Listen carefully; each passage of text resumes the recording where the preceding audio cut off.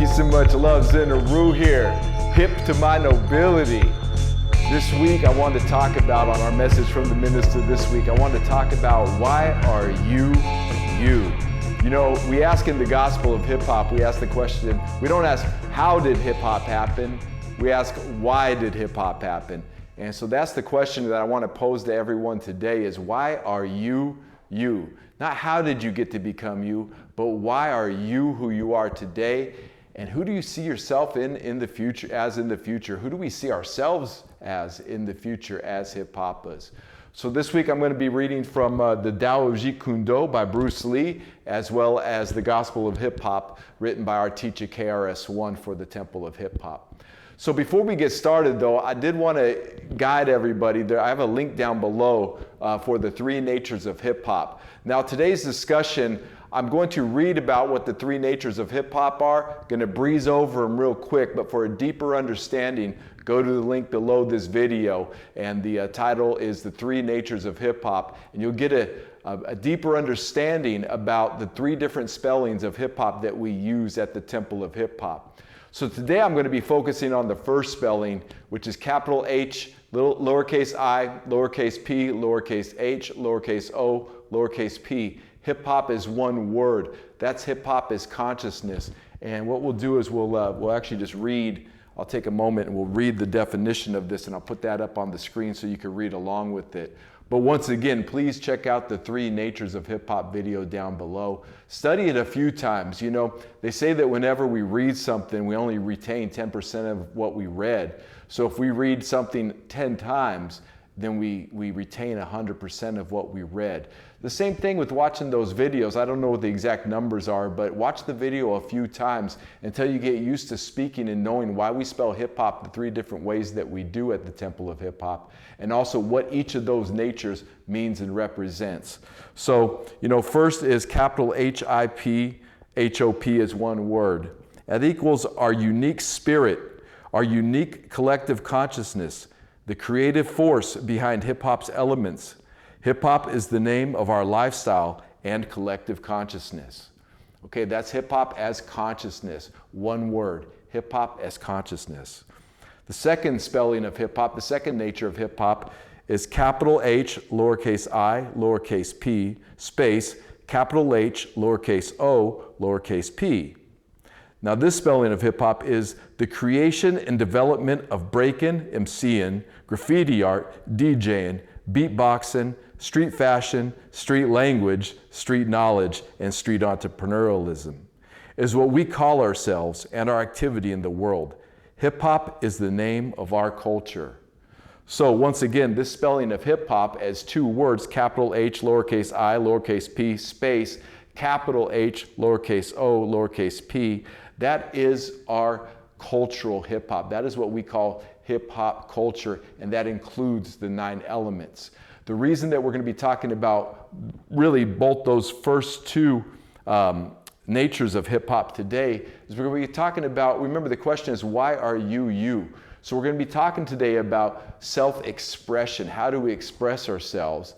And then as a hip hopper, we have the 9 elements: breaking, MCing, graffiti art, DJing, beatboxing, street fashion, street language, street knowledge, and street entrepreneurialism.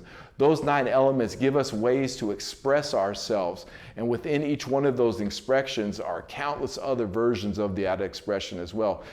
It's like fractal geometry. It just fractalizes out into all aspects of life, to take it a little bit deeper. And you know, we will bring up to lowercase h, lowercase I, lowercase p, dash lowercase h, lowercase o, lowercase p, which is rap music product and those things and events associated with rap music entertainment. Hip hop is a music genre. And you know, that gets into the production of ourselves in action. Why are you you? Well, if you're an MC, do you got a CD? If you're a DJ, do you got your album out, your DVD out? If you're teaching knowledge or you're teaching entrepreneurialism. So you know, that's the physical expression, or the physical effect from our physical body into another unanimated effect, like, you know, like this book. At one time, this paper notebook, you know, I like to use these style notebooks when I write. At one time, this was just an idea in somebody's head. And they put their work into it. Now here it is for all the world to use. What a great idea. Big up to whoever created the spiral bound notebook. You are a genius. But so today, the question is, why are you you? Why are any of us who we are? What makes us who we are? Now, I grew up, in the working world. I grew up in a working class town. There wasn't very many jobs around where I worked, so we all had, where I lived and grew up in, so we all had to commute out and feed the bigger, richer communities. We were a working class town. We were landscapers and mailmen and plumbers and electricians. But those companies weren't in the town I grew up in. Those companies were in towns 35, 40, 50 minutes, even 2 hours away in the Bay Area. San Francisco, Oakland, Berkeley, Concord, Walnut Creek. These areas were more industrial, and that's where all the money was. And so, everybody I knew growing up, their parents, they went out, they commuted to work, left the kids at home, like me and my brother was left at home, while the parents had to travel to work. And the reason I bring that up is because, growing up in that environment, and I'm sure most of us have had this in their lives. So people ask you, so what do you do? And the answer is whatever your job is. Or if you're in grade school, well, I go to school. And so if you go to grade school, it's automatically assumed you're getting your general education in grade school. So there's really not a whole lot more substance to that grade schooler beyond what that grade schooler is able to give themselves. Maybe they play sports, and so they can talk about sports. Maybe they are an artist and they can talk about art, or they get good grades and they're valedictorian, so on and so forth. But it's really not who you really are as a grade schooler, growing up, because we are our imaginations. We are our visions and dreams and hopes of the future. We are who we are on a soul level as children, and the same as we grow into adults. So what grade are you in, Jimmy? I'm in 5th grade. Oh, Jimmy is a 5th grader. See how that works? So all of a sudden, Jimmy gets the label, and Jimmy is a 5th grader. Fast forward, 15 years.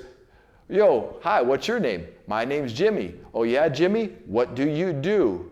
Oh, I clean bus engines. And, oh, okay, Jimmy is an engine cleaner.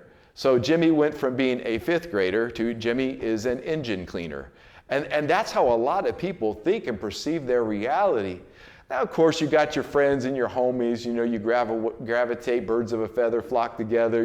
We gravitate to those people who resonate with us, who are into the same things we are. Maybe it's comic books, maybe it's music, maybe it's skating, maybe it's b-boying, maybe it's cars, whatever that is, that we gravitate to other people who are like-minded a lot of times as we grow up in those environments. And so, then Jimmy can become Jimmy the car guy. Jimmy the car guy, or Jimmy the skater. When I say skater, that's what we call the skateboarding, but it's called, well, I was a skater growing up, so my birth name is John. So John at one time was a 7th grader who was a skateboarder. Now, I called myself a skater. I don't know what nobody else, that wasn't recognized by mainstream or anything, but that was like our hip hop was skating. I used to work hard. I would save up my pennies, my dimes, my dollars. I would save up every dollar. I'd be mowing lawns. I had a paper route so I could skate at a young age. 7th grade, I got this paper route and was mowing lawns and getting up at 6 a.m. or 5:30 a.m. to get the paper out by 6. And go and collect the money, and I'd make, whatever I'd make a month, like $45 a month. And but I wouldn't spend none of that money. I'd save it, because to get a good deck was a status symbol for us. And so, and then you would get these decks. You get the skateboard deck, and then you get the right trucks, and you get the wheels. And back then in the 80s, we had wide body boards with high tail fins, so you could ollie up curbs and just cruise across town. Independent trucks was my favorite. I had these bullet wheels that were real nice, but the whole object of getting this deck was to thrash it afterwards. Like you get this, it's made of wood and plastic and metal, and so you get this deck, and I'd spend months and months to get this deck, get my skate all fixed up the way I'd like it and then go out and trash it, and then I could be saving up money while I get a new one. And a lot of times I'd skate that on, around the neighborhood while I was delivering papers. So that became part of my identity. And that, to me, was more of who I really was. That is why I really was at that time. Because skating offered to me a certain form of freedom that my friends who didn't skate, those who I knew that didn't skate, even riding bikes, didn't have the same kind of freedom as a skater did.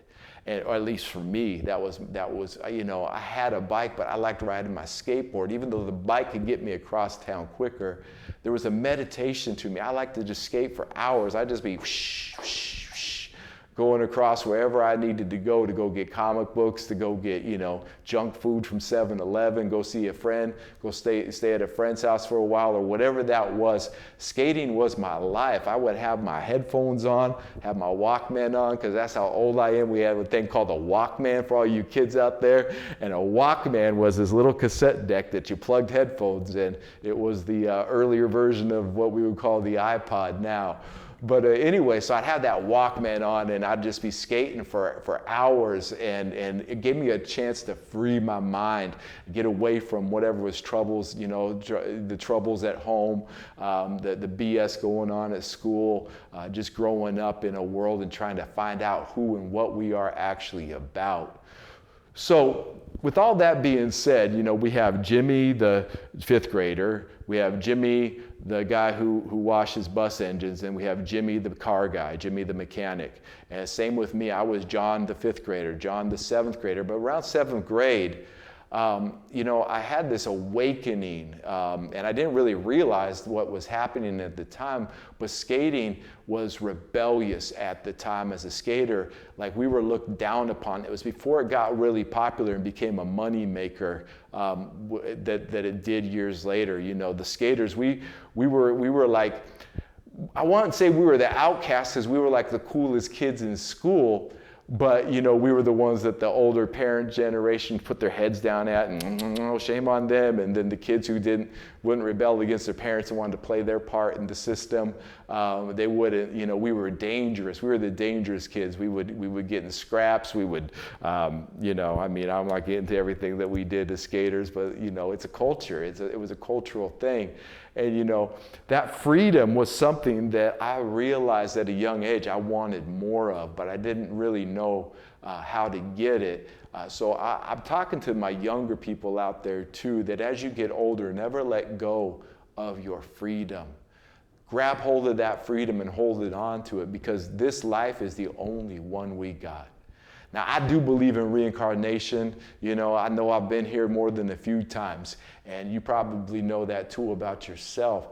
But the point being is that this life, with this name, with this body, with this experience, in this time and space, this is it.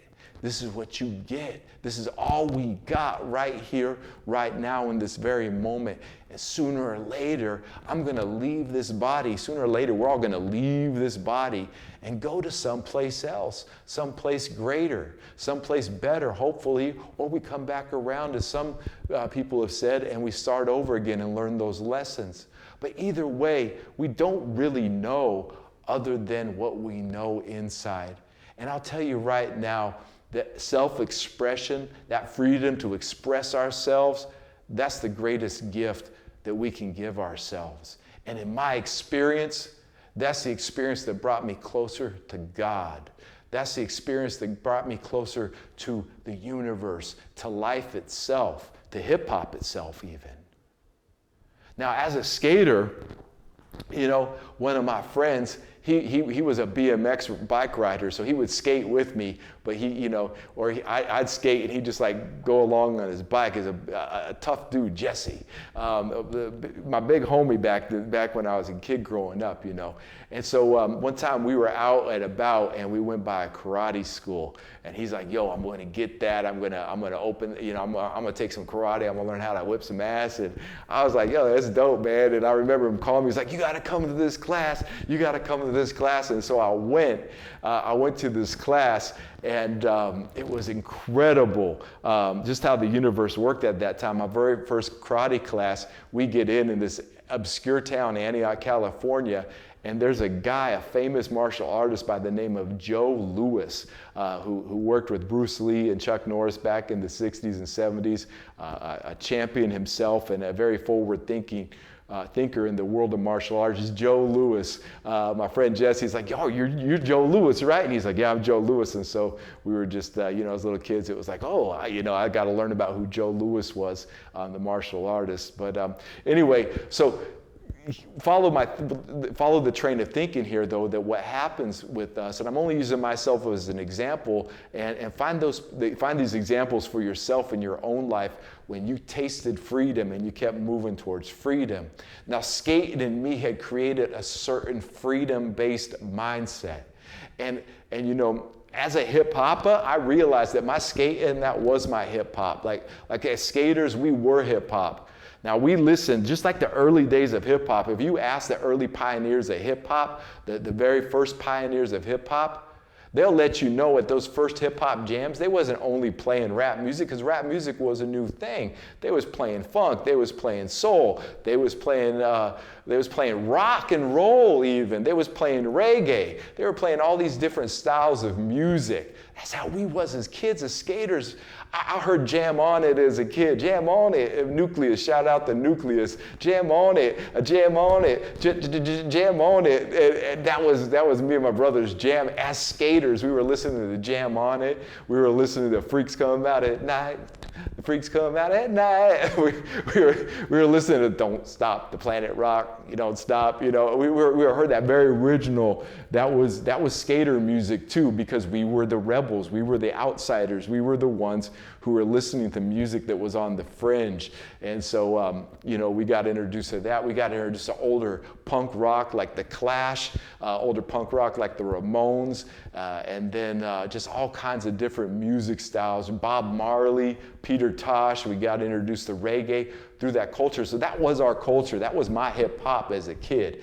And it brought me to a karate class because the dudes I'm hanging out with as a skater, the dude, my homie Jesse's like, yo, you got to check out this karate class. And so in that karate class, is where I was introduced. Well, I knew about Bruce Lee through the movies, and I spoke about this on the last message from the Minista. But in that karate class, I learned about a book that Bruce Lee had written called The Tao of Jeet Kune Do. And so this, once again, once we're in that state of mind, once we're in that freedom as kids, as young adults growing up, we're creating who or why we really are. Why are you? Not who are you or what are you or even how did you happen, but why did you happen? And for me, I happened for freedom. I loved skating. I loved learning the martial arts because it actually made my skating better. I took my falls a lot better as a skater. You get bumps and bruises all the time. I took my falls a lot better. I was a skinny little kid. I learned how to, I carried myself where nobody was going to be picking on me no more, I learned, and it was funny because I didn't really grow up much, but I learned, that, if I had my chest up high and I held my head up high and talked in a certain way with confidence, the kids wasn't going to pick on me no more. And so that's why I happened at that age. Why did you happen? I'm going to just take this big assumption right here. I'm going to take a big assumption and realize that all you have there, you wouldn't even be attracted to or vibrate or have a frequency of the video like this unless you may be asking yourself that same question. You're one of the rare ones who wants to taste freedom and drink from the cup of freedom for their whole life. Now, fast forward a little bit, I fell into the landscaper role. I got older. I got married at a young age. I decided to get into sports cars and classic cars. And so all of a sudden I had this expensive habit that at first those cars were giving me freedom because I went from the skateboard to old Chevelle, 72 Chevelle, big up to the old Chevelle. And I would cruise, out for miles listening to the same music I used to listen to my headphones, but now I had a bumping stereo in my car, in my whip, and I was able to go out and cruise around with my homies and girlfriends and whatnot. That became my life. But that life got expensive, so I got a job, and then I started becoming the job, and then I started identifying myself as the job, and then I had kids. I got married young, then had kids a couple years later, and then all of a sudden that job, and I got a house and became the house payment. I became just that guy who, instead of expressing himself, was just studying about others who were expressing themselves. Now, I played some music with my brother. He had a rock band. I went and I did some vocals for the rock band, but it was a part of my life, but very, very quickly went away as these other things came into life. The freedom started leaving, the freedom of music, the freedom of just skating, the freedom of contemplation, the freedom of time, of free time, what people call free time. All of that went away, and now here I am at 21, 7 years from starting this karate class, and I'm working full time and I'm a manager, and I've got 2 cars, and I've got money in the bank, and I've got bills to pay and insurance to pay. I just got married, got a house payment to pay, and all of a sudden, I'm just becoming something that really was restricting my heart, restricting my expression. And I went that way on and off. I fought against it. I'd quit jobs. I'd try new things here and there. I moved to the mountains for a while. I moved back to the city, had more kids, But for a long time, that hip hop side of me was only like my little bit of free time I'd have after work, where I'd be listening to music, I'd be drawing, but I wasn't expressing myself in any way, shape, or form, really expressing myself, really the why did I happen, the why I am, the very reason for our existence. And I started getting really, really, really depressed and sad. Now, fast forward years later, okay, I meet the teacher. That's another story for another time. Become Minister Zin Uru, the man you see before you today, the free man you see before you today. But in all of that time, in that time for depression, as I got out of that depression and I got out of that, I realized that I used to think the opposite of expression was just like being still, not doing anything. But I realized that being still is expression as well. But the opposite of expression is depression. So those of us who are feeling depressed, really what we've got to do is go out and express who we are, the why we are. I am Zin Uru because I like to minister to people. I am Zin Uru because I am an MC. Because why? Why do I MC? Because something pressing inside is revealing its truth. Spirit, big up G Simone for the acronym. Something pressing inside, S-P-I-R, revealing its truth. Spirit. I realized that as I started rapping and I started writing, I didn't become an MC until I was 33 years old. So, you take, there's a good 13 years of depression and in the system and forming really bad habits, drinking too much, trying to get rid of this depression, but I was not expressing myself. And that's really what it comes down to. Can you express yourself? I'd say of anything that I get out of, anything anybody ever gets out of my ministry, when I get people who hit me up randomly, people hit me up all the time, and you can ask them, those who hit me up for any kind of advice, if they need help with anything, the first thing I always ask is, what are you working on? Are you working on your element right now? How are you expressing yourself? Because that's the freedom right there. But to express ourselves, they say we need to know ourselves. But I'll tell you this right now, that whole thing that I got to go search for myself, I got to go look for myself somewhere out there, that's a fallacy. That's a Hollywood reality. That's a make-believe reality. Yeah, that can happen. Yeah, to find our true selves and to live our true purpose, we got to get out of our comfort zone. We got to get into new cities, new environments.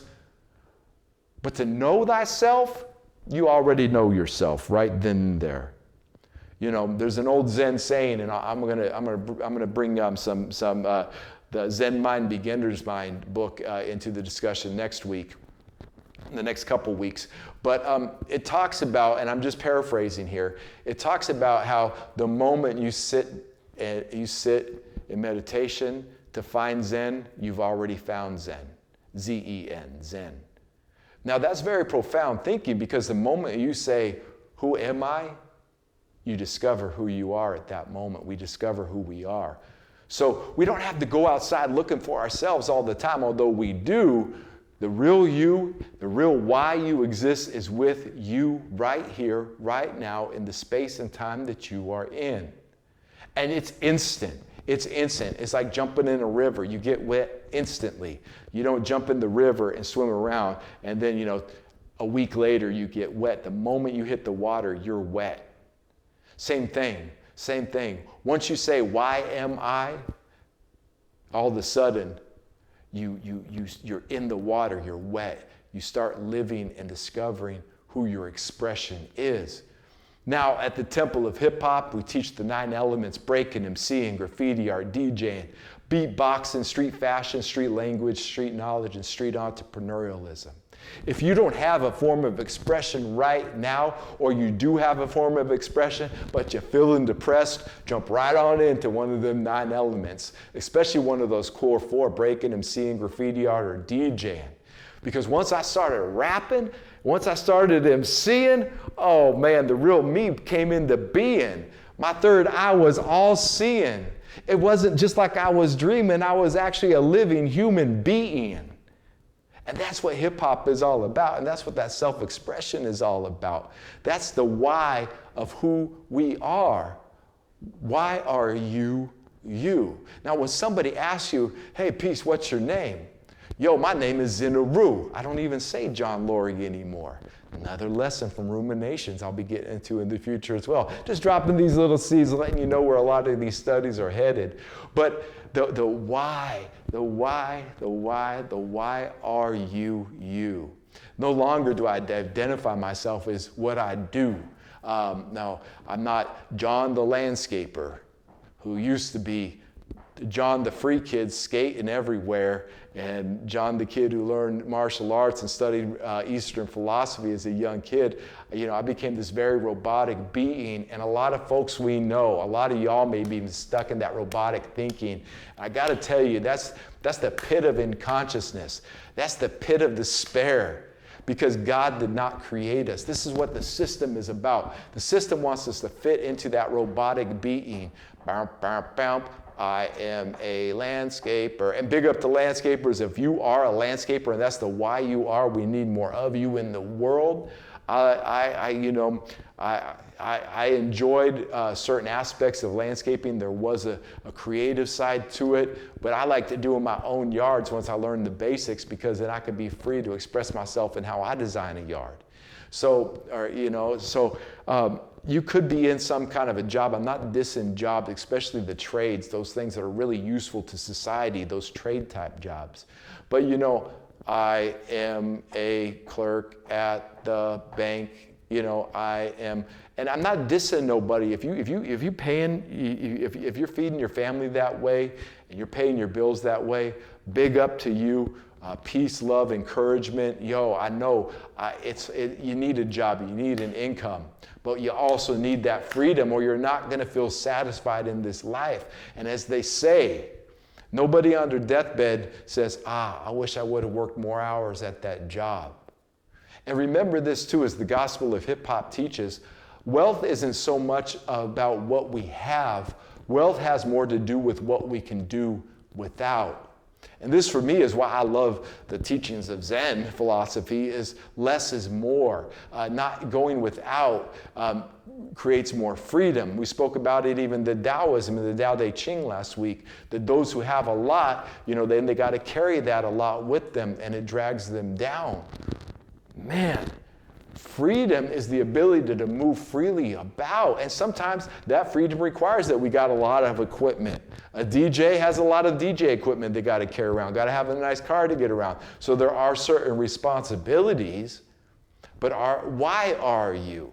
Why are you doing what you're doing, day in and day out, those routines. Why are we doing anything? What's the purpose of it? Well, I can only speak for myself here, but I know why I'm doing these videos, because I see Hip Hop City in our future, in our lifetime. I see Hip-Hopia. I see it. Like, I literally see it. Everywhere I look, I see it. I feel it. I dream about it. I speak about it. I am it. That's why I am here for that. I am here to reconnect my nobility. Somehow I found my inner Christ light. Somehow the inner light went off in my heart through trials and tribulations and experiences. But it happened. Something happened. A spark went off. And so if anything I can say could help lead anybody back to their spark, or to help brighten their spark, or just remind them of the bright spark that they already are, that's why I am. I know why I am, down to the core, to every cell of my being. I know why I am. Do you know why you are? Why are you you? Why do you do what you do? Day in and day out. Are you expressing yourself, or are you depressing yourself? That's a big question. That's a big question. I want to get to the gospel of hip hop real quick, because this is now where we get to, let's find some techniques now. Let's look at just a couple techniques from Bruce Lee and from the Teach at KRS-One. Let's look at a couple techniques here. The first technique from the Teach is going to be about just a mindset to get ourselves in as hip-hoppers. When we ask, why are you you? When you ask, why am I who I am? Why do I do what I do? When you ask those questions of yourself, it's good to have a philosophy behind that, to give your mind something to work with. All right. As I said, we are on page 265, and we're going to be reading paragraphs 61, 62, and 63. So here we go. Paragraph 61. Inspired by the Spirit of God, hip-hop was about the renaming and redeveloping of a corny, bland, and segregated society. Stop right there. That's what I was saying about skate. And as a skater, it was like, man, the society that me and my brother found ourselves in was bland and corny, but our expression, the way we cut our hair, the clothes that we would wear, the shoes that we would wear, the words that we would use, that became our expression. That's why it's hip-hop. It's hip-hop as consciousness moving through us, where we were at that time, way back in the early 80s. Hip-hop was about the renaming and redeveloping of let's start here. Inspired by the Spirit of God. Word. Hip-hop was about the renaming and redeveloping of a corny, bland, and segregated society. Our ultimate transformation was of the entire American mainstream popular culture itself. And this is what saved us. We simply perceived our world differently, and suddenly everything changed around us. Right there. When we start perceiving our world differently, everything simply starts changing around us. This is a key right here. And this is where we start. Why are you you? Why do you do what you do? Why do any of us do what we do? Once we start deciding that, once we start perceiving ourselves in a new light, our environment automatically changes around us. So be mindful of that. Be mindful that as what you perceive, you're going to see it in your environment. If you see yourself as a killer, if you perceive yourself as that, you might become that. If you perceive yourself as an MC, you're going to start becoming an MC and seeing that MC in your outer environment. We simply perceived our world differently, and suddenly everything changed around us. Early hip-hoppers realized intuitively that everything was also something else.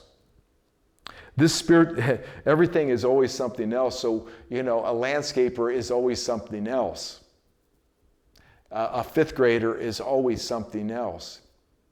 This room that I'm in became, instead of a family room, it became a studio. Oh, everything is always something else.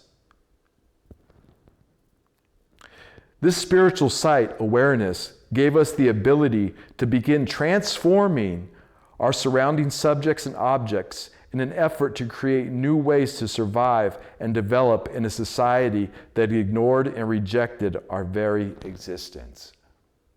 Now, I'll tell you, when I used to work at certain jobs I'd have, I felt like my entire existence was being ignored. I was there as a service. I wasn't even a person. I was a tool. Now I'm a tool of God. Word up. Paragraph 62. The original hip-hop site, notice the spelling, began with the conscious awareness that everything was also something else and that everything could be renamed and reinterpreted and thus reused or modified in its use, including us, including you. With this kind of awareness, we were instantly transformed from insignificant and rejected to important, free, and accepted. What was I saying earlier about skating? And all of a sudden I had friends and I was accepted. And even though society at large was still rejecting me, I was accepted by a group of people who I wanted to be accepted with. Those were my homies. That was the people that I gravitated towards who thought like me. Same with the karate, learning the self-defense. When we transform ourselves, when we start changing our perception of ourselves, our environment starts seeing us and treating us different. And going from being rejected to being important, free, and accepted. Free, the key word right there. No one handed us such validations. We simply declared ourselves fresh. And within immense poverty and injustice, we were made fresh again. Wow, big up to those pioneers. My favorite era of hip-hop is the original wild style of hip-hop and what we call the light age, the age of Kool Herc, the age of Busy Bee, the age of the Treacherous Three, the age of Cold Crush Brothers. You know, that age, the age of Rocksteady Crew, those early, the mid-'70s, late '70s, that early hip-hop, that's my favorite style. Because that just inspires me, because that what was going on in the late '70s, early '80s had a direct influence. What was happening in New York had a direct influence on who I was way across the United States, on the other side of the United States, in California, in the Bay Area. What they were doing was having a direct influence, because that music turned certain things on. Seeing, Saturday afternoons and seeing kids breakdancing on TV, all of a sudden we started, I couldn't breakdance, so I ain't gonna lie. I tried, but I just watched the other kids do it who was better than me and got my skateboard looking dope. And I brought a boombox to school. I knew the music, so anyways. But that's just to say, like, all of a sudden, kids who didn't have a voice all over the world started tuning into what hip hop was about. That's the hip hop consciousness. That's the Spirit of God, as we just read. That spirit right there, that's freedom. That's what this is really about. Why do you do what you do? Are you hip to your hop? Do you know why you move? Do you know why you do what you do? Deep question. Are you hip to your hop? That'll be a future lesson. We teach that one all the time at the Temple of Hip Hop. This is paragraph 63. Our new perception of reality, our sight, would transform the very clothes on our backs and our shoes, our language, everything. For example, what was once a rag used to wipe sweat or clean dishes, or what was once a insignificant construction worker's boot, were transformed into an important fashion statement worth millions of dollars and worn upon the heads and feet of many mainstream clothing models, sports personalities, artists, and politicians alike, just because we, hip-hop, gave these products a value that they did not originally have. That passage that's all about the hip-hop sight. That's all about the transformation of subjects and objects in our environment in an attempt to express ourselves. Remember, when we express, we are not depressed. When you express your freedom, when you express your soul, you can't be depressed. Yeah, things will come up that make you sad. Yeah, there will be challenges where you feel you're being held back, but that's the strength in us. Those challenges, when we're expressing ourselves and we know our purpose and we start expressing ourselves, there are going to be challenges upon the path. As a matter of fact, the entire culture of hip hop is facing a big challenge right now, the same challenge that the rest of the world is facing. But those of us who have the sight, we're using this time to perfect our skills, to perfect our crafts, to learn more about ourselves, to perform study, to perform discipline, to perform communication. It doesn't matter what's going on in the world. When we know our purpose and we can express ourselves in any environment for real. Do you have the courage to be that person? Do you have the courage to be the real you? Why do you do what you do? Why are you you? What are you expressing? What are you saying to the world? Now, this is why I want to bring some Bruce Lee into it in closing. I brought up the Tao Te Ching last week, and I talked about the Tao Jeet Kune Do, and I couldn't help myself this week. I had to bring the philosopher Bruce Lee into this because this really struck me when I was young, and just reading the Gospel of Hip Hop. This is so much in line with what we teach, and Bruce Lee is hip-hop. I mean, can you not look at Bruce Lee and see hip-hop all over Bruce Lee? Bruce Lee is hip-hop. Bruce Lee brought together different cultures, different belief systems. Bruce Lee went against the grains of his society at the time, the restrictions that were being placed upon him, for better or for worse. Bruce Lee brought us to a place, and those of us, I grew up, I was born in 1973, so Saturday afternoon, if we were lucky enough to see a Bruce Lee movie, time froze, and we watched every moment of Bruce Lee, and we all wanted to be, I wanted to be Bruce Lee so bad, and then when I remember we going to that karate class and not even knowing that he wrote a book, and then seeing the book, and then having to save up my money and then go find the book because we didn't have no online, didn't have no magazines. You couldn't just go get that book. You couldn't just go get the Tao of Jeet Kune Do just anywhere. I had to drive. I had to get somebody to drive me. I had to order it, special order it. It took me actually 2 years to get a copy of the Tao of Jeet Kune Do right here. But what I'm going to read is an excerpt from Bruce Lee. And this is just speaking to my nobility out there who may be stuck in a rut, maybe stuck in, just going through the robotic motions of paying the bills. Even your expression, even our art sometimes, we can express ourselves and we just start coming up and we just start writing, and it seems like we're writing the same style of rhymes, or we're coming up with the same style of songs, or the same style of beats, or the same style of philosophy, or the same style of expression. And what I love about the Tao Jeet Kune Do, the way of the intercepting fist, what I love about Bruce Lee's philosophy, it's his style is to have no style.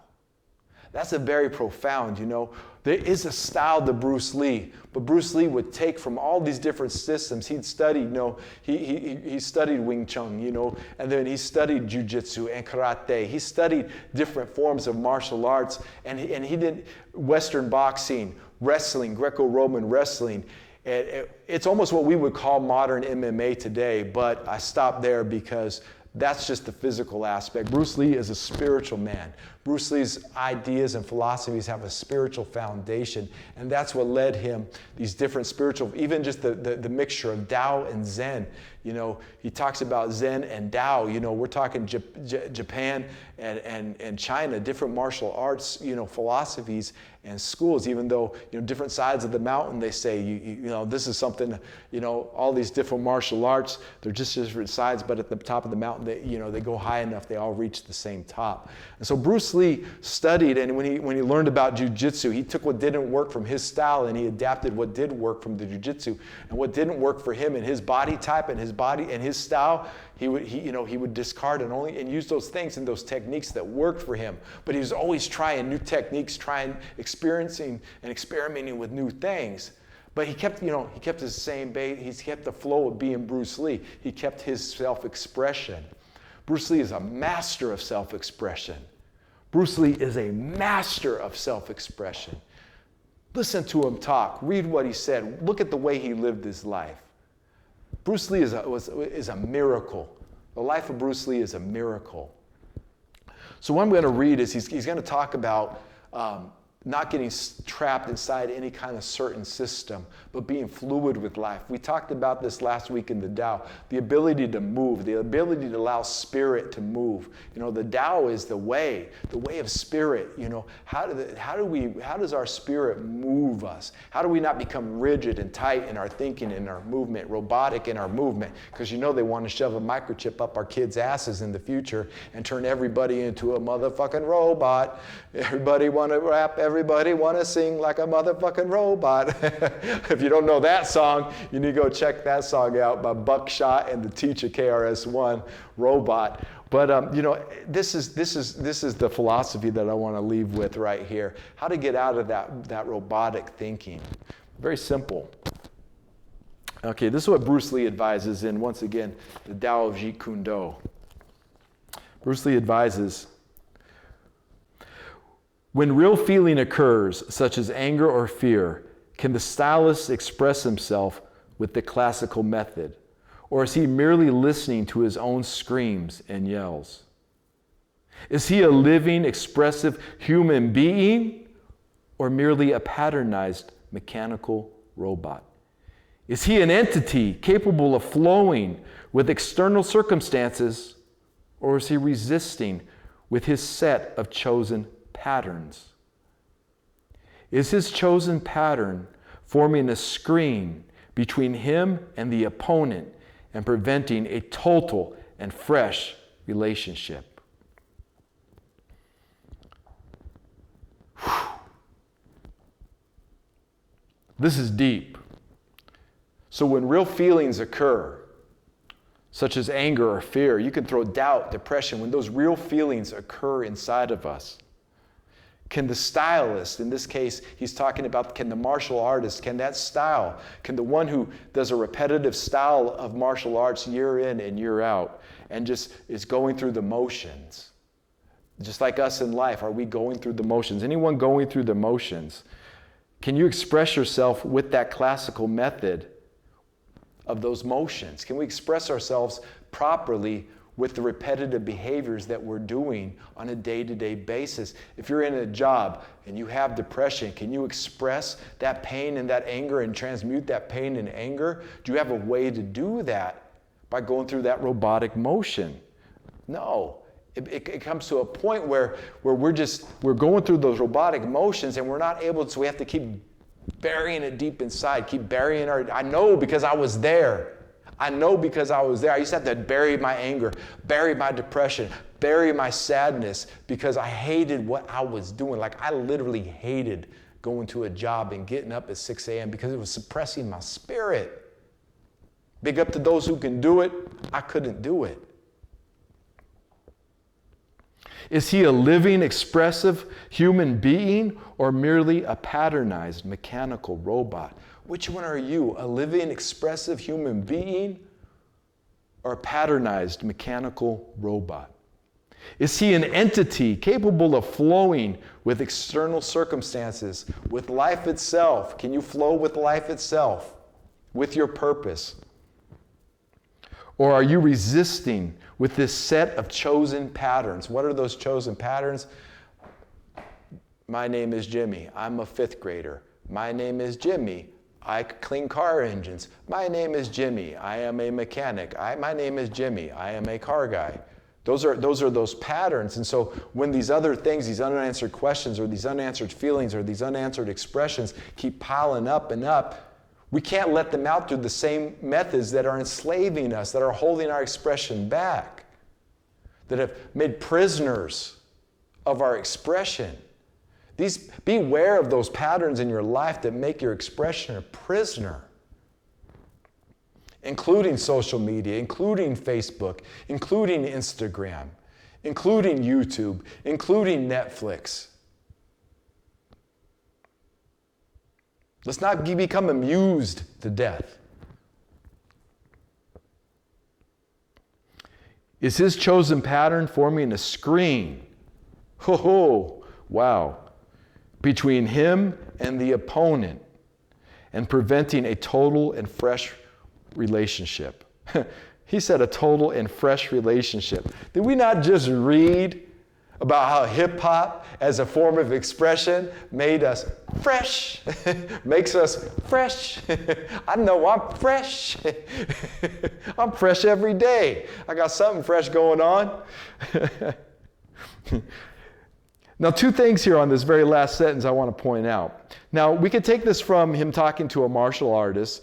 Is his chosen pattern forming a screen between him and his opponent? He's saying, when he does this, I do this. When he does this, I do that. When I do this and then I do that, cha-cha, I have this pattern. But is that pattern keeping the martial artist from preventing to be a total being and fresh in the relationship that he's having with his opponent? But really what Bruce is talking about is deeper. He's talking about us and our inner opponent. We are our worst. People say, I'm my own worst enemy. That's a terrible affirmation, but what a profound statement in and of itself. How often do we become our own worst enemies in life? So is our chosen patterns forming a screen between us, our real selves, and our opponent, which is the robotic self, and preventing a total and fresh relationship? Is your job keeping you from your hip hop? Is your job helping you get to your hip hop? Even better yet, you don't have to quit your job, but if you're an MC, and you got a job, then you're an MC with a job. You're not a guy with a job who MCs. You're an MC with a job, and know that it's temporary. Use that job to get you where you need to be as an MC, or whatever it is, whatever your purpose is in life. If you got to have a job at that moment, use that job, have that goal, see where you're going. Be that goal first. Be that goal with the job. Don't be the job with a goal. Be the goal with a job. Flip that way of thinking instantly. Because a lot of us can't just go quit the job right away and follow our passions. Although if you can, the universe will grant you everything you ever dreamed of. But you're going to have to go through some hardship. If you just quit your job and follow your dreams tomorrow, you will have to go through some hardship. I ain't going to front. I ain't going to lie. I'll talk about it in the future.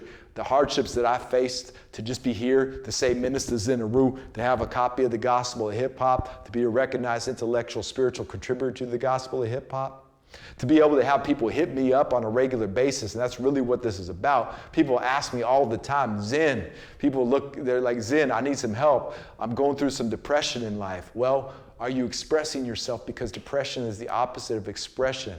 That's the first question to ask. Because if you're expressing your purpose, you cannot be depressed. When we express ourselves, we cannot be depressed. And the world is becoming more automated, more robotic. You see it with everybody got the mask slapped on, standing 6 feet apart at the grocery store now. And it's almost hard. You can't. I'm somebody. I love to talk to the cashiers. I want to find out about them and just get. I like to talk to people in public when I'm out in public. But with that mask on, people are mumbling. You can't really understand. You can't see the expressions on their face. It's becoming more automated. Life is becoming more automated and more robotic. As a matter of fact, I was watching a movie the other day and saw a large gathering of people, and my intellect asked me, where are their masks? I was like, yo, am I getting programmed hardcore right now? We are getting conditioned right now for that.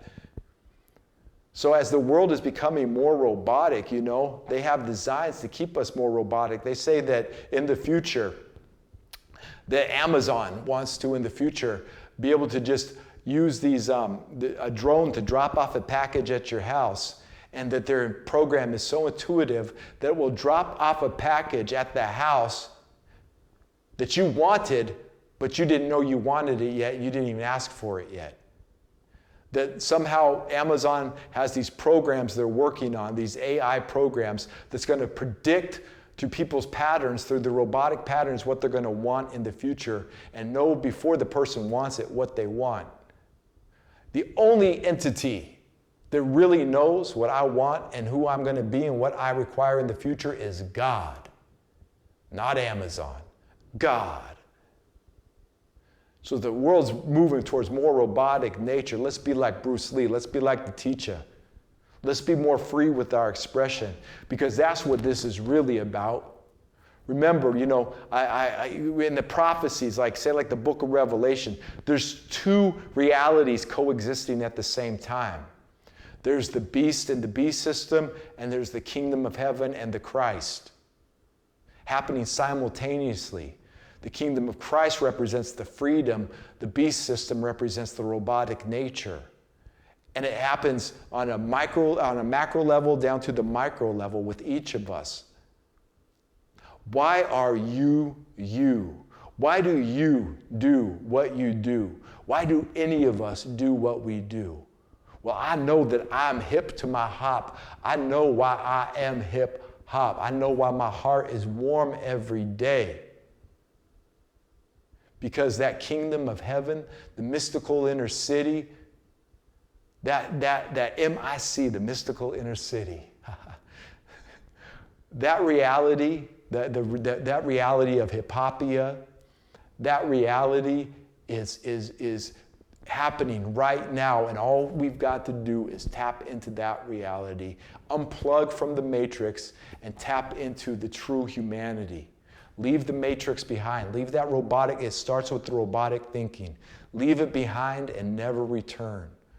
Let's return to our true human nature. That's what hip-hop's about. That's what I'm about. That's what you're about. That's what God's about. That's what the earth is about. That's what this creation and that's what life is about. That's what our ancestors were about. That's what they are about. Every one of our ancestors right now is cheering us towards freedom. Let's listen to their voice. Let's ride their wave. Let's fulfill their destiny on their behalf for the sacrifices they made. Let's free ourselves from this digital prison. Free ourselves from this oppressive thinking first, this oppressive feelings first. And once we begin to express our true inner city, once we begin to express our true inner self, who we really are, our whole environment will change. We know this because we've seen it in action with hip-hop this whole time. That's what the gospel of hip-hop is teaching. We know that it works. And I promise you, no matter what age you're at, it doesn't matter. Wherever you're at in life, it doesn't matter. You start at this moment, shift from the robotic thinking or shift from the depression into expression, shift from the robotic into organic. Make that change, and we all start making this change together. The future is going to be bright and perfect. It's already perfect. Perfection is all around us. Peace and so much love to you. There it is. Hip.